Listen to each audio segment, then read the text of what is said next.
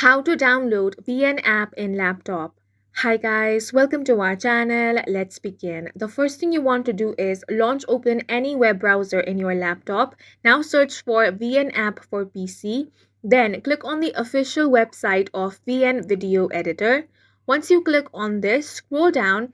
Now you want to select your operating system. So select Mac or Windows from here. I'm going to select for Windows. Now, it's going to provide you the instructions on how you can download VN Video Editor for Windows. The first thing you want to do is download and install the BlueStacks. For this, you want to click on this website given over here. Once you have downloaded it, you want to install it as well. Then BlueStacks will start automatically. Now you can go to Google Play and install VN. After you have installed it, you can import or export footage.